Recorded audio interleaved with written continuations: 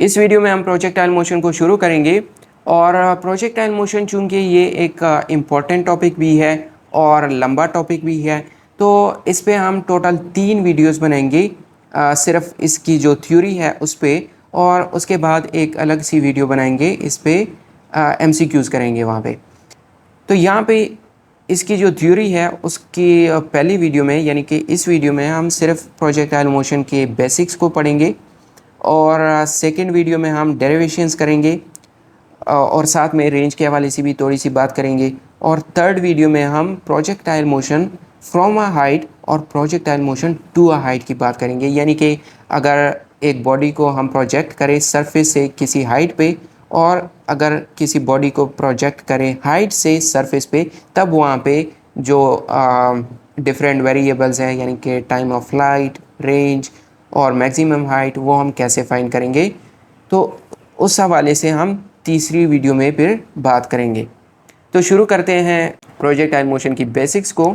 पहले तो समझते हैं कि प्रोजेक्टाइल मोशन है क्या। जैसे कि यहाँ पे मैंने डिफाइन किया है कि the two dimensional motion of a body under the action of gravity is called projectile motion. यानी कि अगर कोई बॉडी मूव करती है, मोशन करती है, और सिर्फ ग्रेविटी की सूरत में ही करे, तो उसे हम प्रोजेक्टाइल मोशन कहेंगे। क्या मतलब? यानी कि अगर कोई बॉडी मूव करे और उस बॉडी का एक्सेलरेशन सिर्फ ग्रेविटेशनल एक्सेलरेशन हो थ्रू आउट मोशन, तो उसके मोशन को हम प्रोजेक्टाइल मोशन कहेंगे। अब प्रोजेक्टाइल मोशन टू डायमेंशनल होता है, 2D।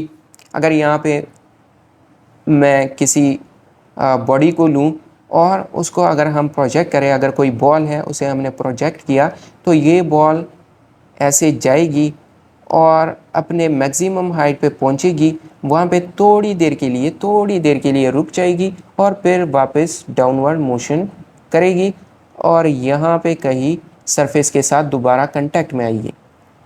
अब ये बॉल चूंकि सिर्फ ग्रेविटी की सूरत में ही मूव करेगी, इसे हमने सिर्फ इनिशियल वेलोसिटी दी, और ये बाकी ग्रेविटी की सूरत में ही मूव करती है, यानी कि इस पे सिर्फ ग्रेविटेशनल फोर्स ही होता है और इसका एक्सेलरेशन सिर्फ ग्रेविटेशनल एक्सेलरेशन ही होता है। तो इसके इस मोशन को हम क्या कहेंगे? Projectile motion. और चूंकि ये 2 डायमेंशंस में है, यहाँ पे बॉडी एक्स डायरेक्शन में भी जाती है और वाई डायरेक्शन में भी। अगर ये वाई एक्सिस है, ये एक्स एक्सिस है, तो यहाँ पे भी मूव करती है, ऊपर भी जाती है। तो इसी वजह से हम कहते हैं कि the two dimensional motion of a body under the action of gravity is called projectile motion. तो ये है प्रोजेक्टाइल मोशन। अब यहाँ पे इसके बेसिक्स को शुरू करते हैं। तो प्रोजेक्टाइल मोशन चूंकि ये 2 डायमेंशनल मोशन है, इसे हम ब्रेक करेंगे 2 डायमेंशंस में, ठीक है। यानी कि एक्स डायमेंशन में जो मोशन होगा और वाई डायमेंशन में जो मोशन होगा, उसमें हम इस मोशन को ब्रेक करेंगे। क्यों करते हैं? क्योंकि आगे जब हम रेंज, टाइम ऑफ लाइट, इसको तो मैंने यहाँ पे बताया ही नहीं, पहले इन टर्म्स को ज़रा सीख लो कि जो मैक्सिमम हाइट होती है प्रोजेक्टाइल की, उसे हम एच से डिनोट करते हैं, मैक्सिमम हाइट। और ये वाला जो डिस्टेंस एक्स एक्सिस में कवर होता है उसे रेंज, और जितने टाइम के लिए कोई बॉडी हवा में रहेगी उसे हम टाइम ऑफ लाइट टी से डिनोट करेंगे। तो ये सारे वेरिएबल्स हैं। तो इन वेरिएबल्स को जब हम डिराइव करेंगे, वहाँ पे हम इस मोशन को 2 डायमेंशंस में डिवाइड करेंगे, ब्रेक करेंगे, और तब ही हम आसानी से इनको डिराइव कर पाएंगे। तो यहाँ पे प्रोजेक्टाइल मोशन को हम ब्रेक करते हैं 2 डायमेंशंस में। ये अगर एक्स एक्सिस है और ये पॉजिटिव वाई एक्सिस, और यहाँ पे अगर ये कोई बॉडी प्रोजेक्टाइल मोशन करती है, ये इसकी ट्रेजेक्ट्री है। यहाँ पे मैंने ट्रेजेक्ट्री को भी नहीं बताया। जो पाथ कोई प्रोजेक्टाइल फॉलो करे उसे कहा जाता है ट्रेजेक्ट्री, और जो बॉडी प्रोजेक्टाइल मोशन करे उसे प्रोजेक्टाइल कहा जाता है, ठीक है।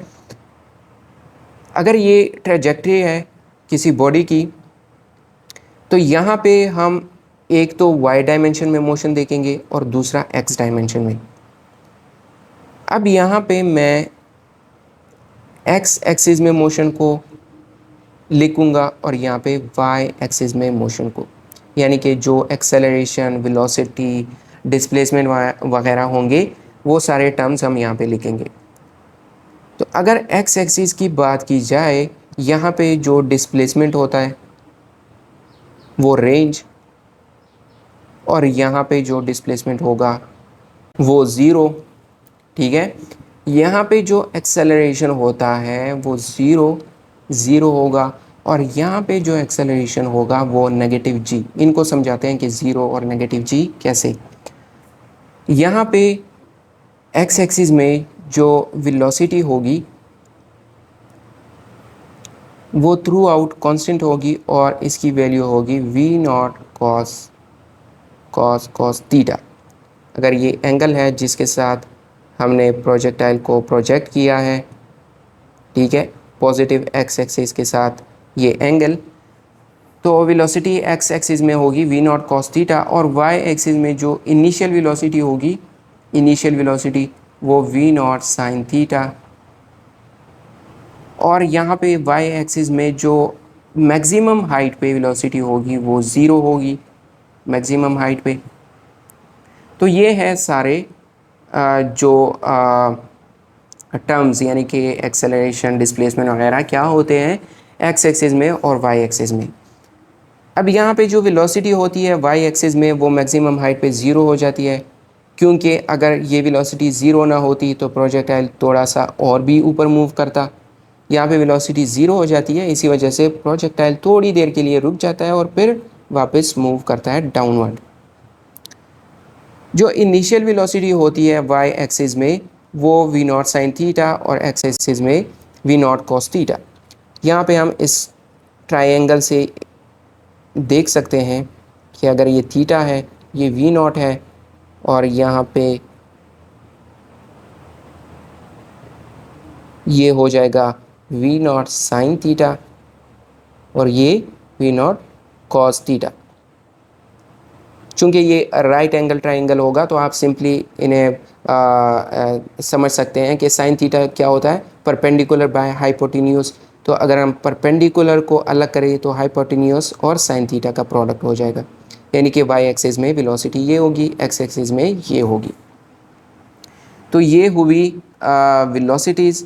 अब एक्सेलरेशन, एक्सेलरेशन एक्स एक्सिस में कांस्टेंट रहता है और इसकी वैल्यू ज़ीरो होती है। क्यों होती है? क्योंकि जो वेलोसिटी होती है एक्स एक्सिस में वो कांस्टेंट रहती है, थ्रू आउट मोशन ये कांस्टेंट रहेगी। सिर्फ जो वेलोसिटी चेंज करती है वो वाई एक्सिस में, ठीक है। तो इसी वजह से एक्स एक्सिस में एक्सेलरेशन ज़ीरो और वाई एक्सिस में एक्सेलरेशन नेगेटिव जी। अब नेगेटिव जी हम क्यों लिखते हैं? नेगेटिव हम इसलिए लिखते हैं क्योंकि जो एक्सेलरेशन होगा वाई डायरेक्शन में वो डाउनवर्ड होगा थ्रू आउट द मोशन। अब यहाँ पे इसको समझाते हैं, मैंने पीछे भी ये समझाया था लेकिन यहाँ पे भी थोड़ा सा इसको एक्सप्लेन करते हैं। अगर कोई बॉडी मोशन करती है तो उसके मोशन को हम पॉजिटिव और नेगेटिव मोशन कहते हैं। तब जब बॉडी अगर जिस डायरेक्शन में हमने मूव कराना हो उसी में ही मूव करे तब पॉजिटिव होगी, और अगर बॉडी उस डायरेक्शन के अपोजिट मूव करे, जिस डायरेक्शन में हमने उसको मूव कराना हो उसके अपोजिट मूव करे, तो उसकी यानी कि जो मोशन होगा, उसका मोशन होगा, उसे हम नेगेटिव मोशन कहेंगे।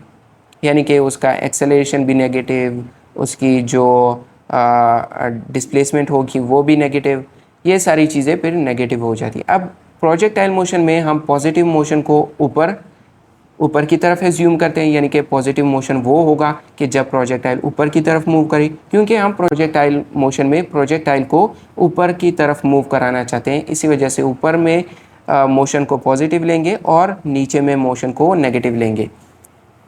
तो शुरू में चूंकि वेलोसिटी प्रोजेक्टाइल की कम होती जाती है मैक्सिमम हाइट तक, तो अगर यहाँ पे हम चेंज इन वेलोसिटी को देखें, ये अगर फाइनल वेलोसिटी का वेक्टर है और ये इनिशियल वेलोसिटी का, तो अगर हम चेंज इन वेलोसिटी को फाइंड करना चाहते हैं इसे हम उल्टा करेंगे, ये कुछ u हो जाएगा, ठीक है, ताकि हम वी एफ माइनस वी आई को फाइंड कर सकते। तो वेक्टर सब्ट्रैक्शन हम इसी तरीके से ही करते हैं।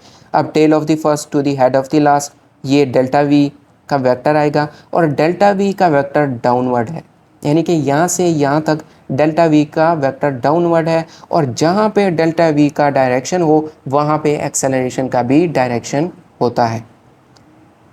यहाँ से आगे वेलोसिटी इंक्रीज़ करती है, मतलब अगर यहाँ पे वेलोसिटी ये है तो यहाँ पे वेलोसिटी थोड़ी सी ज़्यादा होगी, वेक्टर बड़ा होगा। अगर ये फाइनल वेक्टर है और ये इनिशियल वेक्टर है तो इसको हम उल्टा करेंगे डेल्टा वी को फाइंड करने के लिए, और यहाँ पे भी डेल्टा वी डाउनवर्ड है, यानी कि एक्सेलरेशन का डायरेक्शन डाउनवर्ड।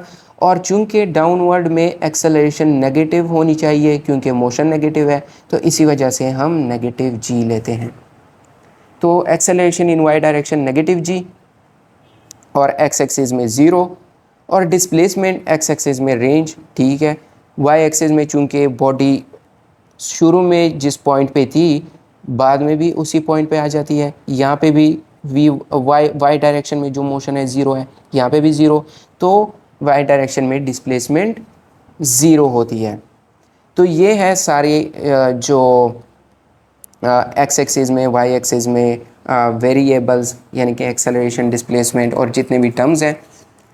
अब यहाँ पे आपने प्रोजेक्टाइल मोशन में याद क्या रखना है, एक ये याद रखना है कि एक्स एक्सिस में एक्सेलरेशन ज़ीरो, दूसरा ये याद रखना है कि वाई एक्सिस में वेलोसिटी मैक्सिमम हाइट पे ज़ीरो होती है। तीसरा ये याद रखना है कि जो डिस्प्लेसमेंट है वाई डायरेक्शन में वो ज़ीरो होती है। और चौथा ये याद रखना है कि time of flight y axis में मोशन के लिए और एक्स एक्सिस में मोशन के लिए सेम होगा, क्योंकि जितने टाइम में ये बॉडी वाई डायरेक्शन में ये मोशन करती है उतने ही टाइम में एक्स एक्सिस में मोशन भी करती है, तो टाइम सेम होगा वाई में और एक्स एक्सिस में। तो यहाँ पे भी हम टाइम को लेंगे टी और यहाँ पे भी टाइम को टी ही लेंगे। तो ये चार चीज़ें अगर आप याद रखें तो प्रोजेक्टाइल मोशन आपके लिए बहुत ही आसान हो जाएगी, और आप इस पे जितने भी एमसीक्यूज़ होंगे, जो भी न्यूमेरिकल्स होंगे, उन्हें आसानी से कर पाएंगे। बस सिर्फ करना क्या है, इक्वेशन ऑफ मोशन को ही लगा देनी है और इन चीज़ों को याद रखना है। और ये जो हमने बात की, ये हमने आइडियल प्रोजेक्टाइल मोशन की बात की, आइडियल प्रोजेक्टाइल मोशन। अब आइडियल प्रोजेक्टाइल मोशन क्या है कि जब हम एयर रेजिस्टेंस को, मैग्नेस इफेक्ट को, यानी कि इन सारी चीज़ों को, जो भी रेजिस्टेंस है उसको नेग्लेक्ट करें, उसको कंसीडर ना करें, तो तब जो मोशन होगा, यानी कि सिर्फ ग्रेविटी में ही जो मोशन होगा, उसे हम आइडियल प्रोजेक्टाइल मोशन कहेंगे। और आइडियल प्रोजेक्टाइल मोशन में अगर ट्रेजेक्ट्री ये है, तो जब हम एयर रेजिस्टेंस में देखेंगे नॉन आइडियल प्रोजेक्टाइल मोशन, उसमें ये पाथ कुछ ही हो जाएगा, ठीक है। यहाँ पे एयर रेजिस्टेंस की वजह से इसका रेंज इफ़ेक्ट होगा और बाकी चीज़ें भी।